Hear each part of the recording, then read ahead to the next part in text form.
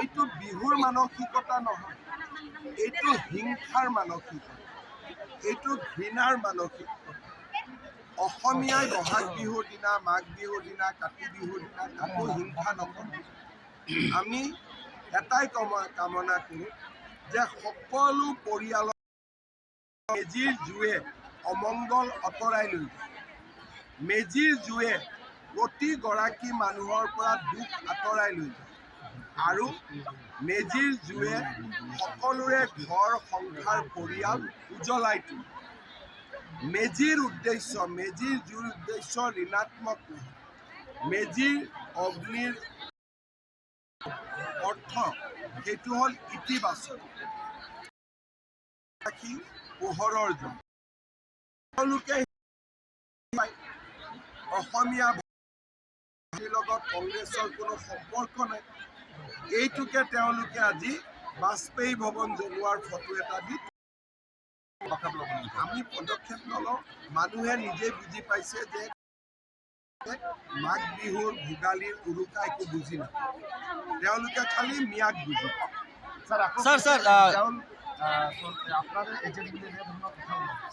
মোৰ এজেণ্ট যদি গৌৰৱ গগৈ কিয় লৈছে, তাৰমানে গৌৰৱ গগৈ মোৰ এজেণ্ট হ'ব লাগিব, তেতিয়াৰ পৰা মোৰ হাতত কোনো উপায় নাই। কংগ্ৰেছততো মোৰ এজেণ্ট আছে, সেইটোতো পাক্কা কথা, কিন্তু গৌৰৱ গগৈ মোৰ এজেণ্ট বুলি মই নাজানিছিলোঁ, সেইটো লিষ্টত নাই নাম। স্যাৰ কাৰ্বি আংলঙত জল জীৱন মিছন এতিয়ালৈকে ইনকমপ্লিট হৈ আছে স্যাৰ। জল জীৱন মিছন গোটেই দেশতে ইনকমপ্লিট হৈ আছে। প্ৰধানমন্ত্ৰী ডাঙৰীয়াই কিছুমান দুৰ্নীতিৰ অভিযোগ গোটেই দেশতে, অসমত নহয়, তেখেতে নিজাববীয়াকৈ তদন্ত কৰি আছে আৰু তদন্তৰ পিছতহে তেওঁ পইচা ৰিলিজ কৰিব। আৰু প্ৰধানমন্ত্ৰী ডাঙৰীয়াই যিহেতু নিজে তদন্ত কৰি আছে, গতিকে তাত আমি মাত মাতিব খোজা নাই এতিয়া। নিশ্চিতভাৱে আমাৰ অসমৰ কামখিনি ভাল হোৱা বুলি আমি ভাবোঁ। নিশ্চিতভাৱে অসমৰ পুঁজি কোনোবা নহয় কোনোবা সময় প্ৰধানমন্ত্ৰী ডাঙৰীয়াই মুকলি কৰিব।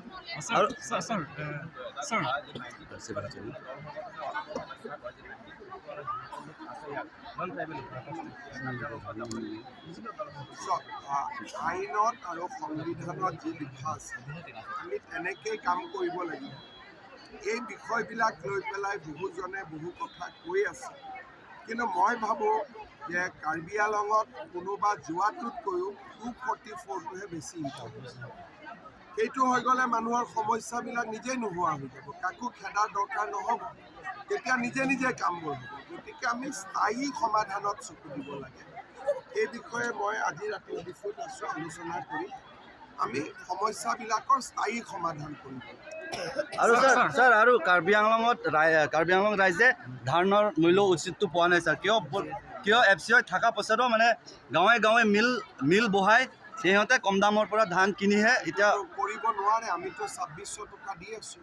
নহয় স্যাৰ, এতিয়া কাৰ্বি আংলঙত বহুত কম দামে ৰেট চলি আছে স্যাৰ। যদি তেনেকুৱা আছে মই কালি অফিচাৰ পঠাম। কাৰ্বি আংলঙৰ ৰাইজে এটা কথা বুজিব লাগে যে চৰকাৰে 2670 টকাত ধান কিনি আছে। মই আজি DCSPক চবত ক'ম, কোনোবাই যদি মাজৰ মানুহে ধান কিনি আছে আমি এৰেষ্ট কৰিব লাগিব। স্যাৰ মিলটো গাঁৱৰ মিল থকাৰ কাৰণেহে এনেকৈ হৈছে স্যাৰ। এটা মিল কাৰ্বি আংলং কাউন্সিলেও বনাব পাৰে ৰাজহুৱা কৰি, প্ৰত্যেক 5টা সমষ্টিত 5টা মিল। মই কথা পাতি লওঁ। স্যাৰ মিজোং আৰু লাংকাইজান অঞ্চলত স্যাৰ 30খনকৈ গাঁও অধিক আছে স্যাৰ। আজিলৈকে মানে কাৰেণ্টৰ পোহৰ আজিলৈকে দেখা নাই স্যাৰ। এইটো ডিফু বিধানসভা অঞ্চলৰ হৈছে। মই উইদিন 1 মান্থ কাম ষ্টাৰ্ট কৰিম। सर PTI के लिए আপুনি মোক লিষ্টখন বনাই তুলিৰাম ৰঙাঙক আজি দি দিব, লগে লগে ষ্টাৰ্ট। सर PTI के लिए आज बिहू का उत्सव है, तो आप क्या मैसेज देना चाहेंगे? आज असम वासियों का ओर से मैं पूरे देशवासियों को बिहू का शुभेच्छा देता हूँ। ये हमारे माघ बिहू है, मकर संक्रांति है।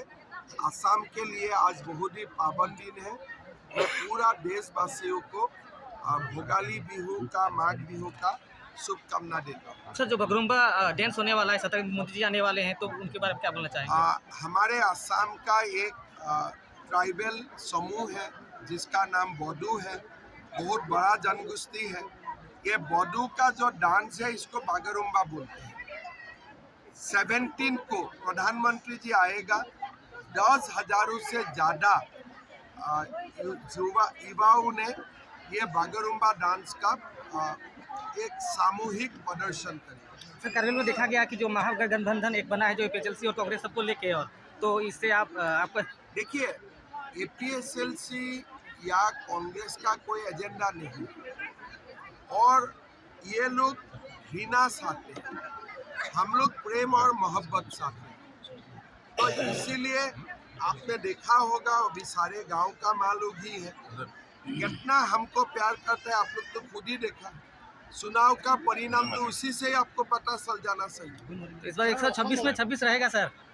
22 तो हम नहीं जीतेगा, 160 सीट में हम लोग प्रयास करेगा। आप लोग जितना जिताएगा उतना जीतेगा। सर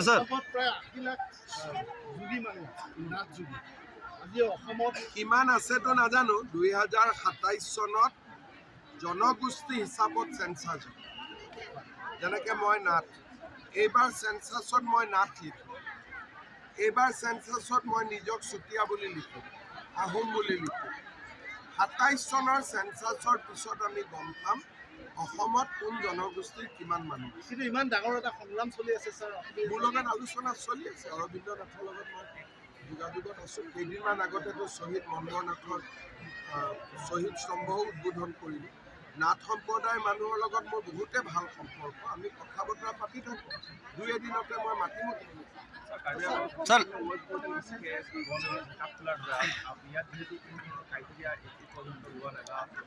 এতিয়া ভাৰত চৰকাৰে পৰ্টেলৰ ওপৰত ৰেগুলেশ্যন এখন আনিব, কাম চলি আছে। তাৰপিছত এই বিষয়টো আমি এটা ঠিক কৰিব পাৰিম। सर और অসমৰ বিভিন্ন জিলাত